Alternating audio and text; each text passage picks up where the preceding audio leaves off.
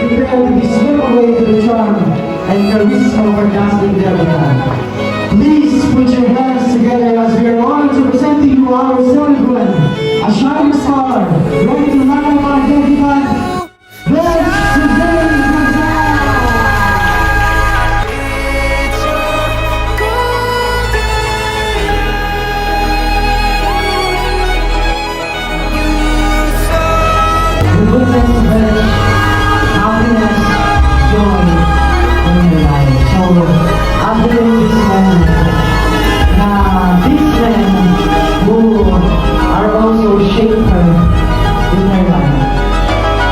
We would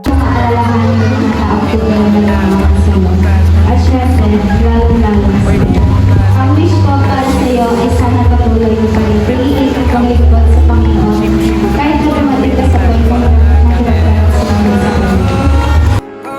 Medyo kung natin mo palagi kung ano ang mga mabuti sa iyo.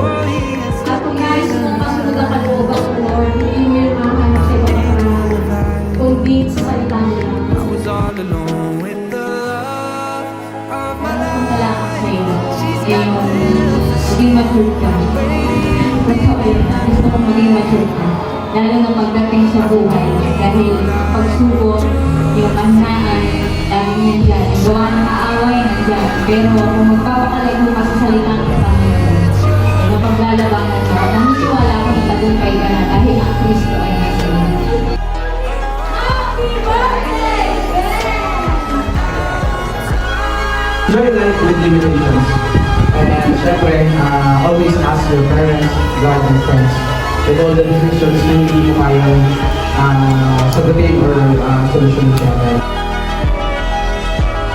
Always remember lang po hindi mo dapat yung madaliin ng buhay. Hindi po porket 80 na kayo, dapat na gusto nyo mag-mature. Okay? Kasi po ang